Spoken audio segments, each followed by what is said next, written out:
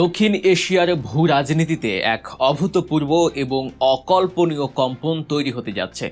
ফাঁসের মঞ্চ থেকে ফিরে আসা এক বিতর্কিত চরিত্র, যিনি কিনা একসময় নয়াদিল্লির নীতি নির্ধারকদের রাতের ঘুম হারাম করে দিয়েছিলেন, তিনিই নাকি বসতে যাচ্ছেন বাংলাদেশের অভ্যন্তরীণ নিরাপত্তার সর্বোচ্চ মসনদে। হ্যাঁ, রাজনৈতিক ক্ষমতার দাবার বোর্ডে এমনই এক রোমহর্ষক এবং অবিশ্বাস্য চালের ছক কষা হচ্ছে। সব জল্পনা কল্পনাকে সত্যি প্রমাণ করে আসন্ন ঈদের ছুটির পরপরই দেশের রাজনৈতিক এবং প্রশাসনিক কাঠামোর ভোল পাল্টে দিতে পারে একটি মাস্টার প্ল্যান। গুঞ্জন উঠেছে প্রধানমন্ত্রী তারেক রহমান এমন এক মেগা মন্ত্রিসভা সাজাচ্ছেন, যার আকার এবং ধরন অতীতের সব রেকর্ড তো ভাঙবেই, সেই সাথে প্রতিবেশী রাষ্ট্র ভারতের জন্য এক চরম অস্বস্তিকর বার্তাও বয়ে আনবে। হঠাৎ করে কেন এই মন্ত্রিসভা সম্প্রসারণের প্রয়োজন পড়ল? এই প্রশ্নের উত্তর খুঁজতে আমাদের বর্তমান প্রশাসনের ভেতরের দিকে তাকাতে হবে। বর্তমানে এই সরকারের মন্ত্রিসভার সদস্য সংখ্যা ৪৯ জন। নতুন মুখ এবং নতুন উদ্দীপনা থাকলেও বাস্তব সত্য হলো, দাপ্তরিক কাজে এই মন্ত্রিসভার একটি বড় অংশেরই পর্যাপ্ত অভিজ্ঞতা নেই। আমলাতন্ত্রের জটিল গ্যাঁড়াকলে পড়ে সরকারের দৈনন্দিন কাজ এবং সিদ্ধান্ত গ্রহণে মারাত্মক ধীরগতি লক্ষ্য করা যাচ্ছে। প্রশাসনের এই স্থবিরতা একটি নতুন সরকারের জন্য কখনোই ভালো লক্ষণ নয়। এই দুর্বলতা কাটিয়ে উঠে সরকারের কাজের চাকায় অভাবনীয় গতি আনতে তারেক রহমান সিদ্ধান্ত নিয়েছেন অভিজ্ঞ, পোড় খাওয়া এবং রাজপথ ও প্রশাসন দুই জায়গাতেই সমানভাবে দক্ষ নেতাদের সামনে নিয়ে আসার। ইতিহাসের পাতা উল্টালে আমরা দেখতে পাই 2013 সালের 18 নভেম্বর নির্বাচনকালীন সরকার হিসেবে তৎকালীন প্রধানমন্ত্রী শেখ হাসিনা 66 সদস্যের একটি মন্ত্রিসভা গঠন করেছিলেন। এটি ছিল স্বাধীন বাংলাদেশের ইতিহাসে সবচেয়ে বড় আকারের মন্ত্রিসভা। কিন্তু বর্তমান রাজনৈতিক বিশ্লেষকরা মনে করছেন তারেক রহমানের আসন্ন মেগা মন্ত্রিসভা সেই রেকর্ডকেও হয়তো পেছনে ফেলে দেবে। এই বিশাল রদ বদলে কাদের নাম উঠে আসছে? বিশ্বস্ত রাজনৈতিক সূত্রগুলো নিশ্চিত করেছে যে বিএনপি থেকে এক ঝাঁক পরীক্ষিত নেতা যুক্ত হতে যাচ্ছেন এই সরকারে। ডাকসুর সাবেক ভিপি এবং ঢাকা 2 আসন থেকে নির্বাচিত আমানুল্লাহ আমান, গাজীপুর 5 আসনের AKM ফজলুল হক মিলন এবং ঢাকা 19 আসনে ডক্টর দেওয়ান মোহাম্মদ সালাউদ্দিন বাবুর নাম এই তালিকায় জলজল করছে।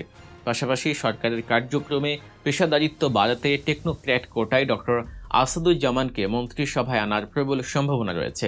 এর ফলে বর্তমান কৃষিমন্ত্রী, বাণিজ্যমন্ত্রী, শিল্পমন্ত্রী, জনপ্রশাসন এবং খাদ্যমন্ত্রী দফতরে বড় ধরনের পরিবর্তন বা রদবদল ঘটাতে পারে।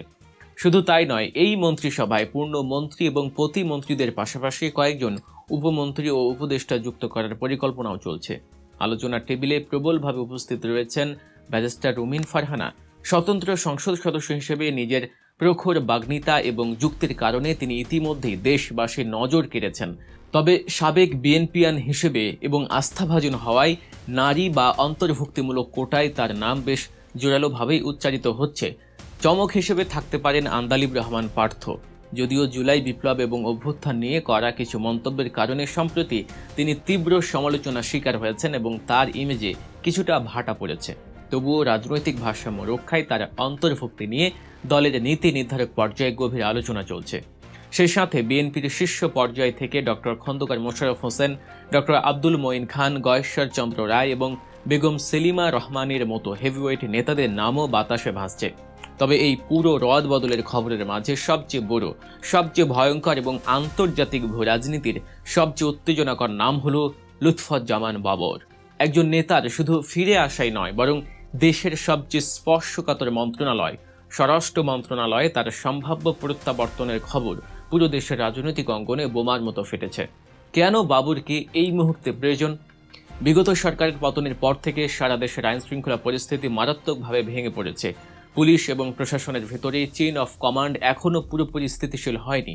এই ভঙ্গুর প্রশাসনকে শক্ত হাতে নিয়ন্ত্রণ করতে তারেক রহমানের এখন এমন একজন লৌহ মানবের প্রয়োজন, যিনি যে কোনো মূল্যে শৃঙ্খলা ফিরিয়ে আনতে পারবেন। আর এই ক্ষেত্রে লুৎফুজ্জামান বাবরের অতীত ইতিহাস তাকে সবচেয়ে যোগ্য প্রার্থী হিসেবে দাঁড় করায়। 2001 সালে খালেদা জিয়ার শাসনামলে স্বরাষ্ট্র প্রতিমন্ত্রী হিসেবে বাবর যখন দায়িত্ব নেন, তখন তিনি হয়ে উঠেছিলেন প্রশাসনের অঘোষিত সম্রাট। তার ইশারায় দেশের পুলিশ, প্রশাসন এবং গোয়েন্দা সংস্থাগুলো উদ্বাস করত। ক্ষমতার দম্ভে তিনি ছিলেন চরম বেপরোয়া। নিয়ম নীতি তোয়াক্কা না করে মেধা এবং যোগ্যতাকে সম্পূর্ণ পাশ কাটিয়ে শুধুমাত্র দলীয় আনুগত্যের ভিত্তিতে তিনি শত শত কর্মীকে বিসিএস ক্যাডার হিসেবে প্রশাসনের রন্ধ্রে রন্ধ্রে প্রবেশ করিয়েছিলেন।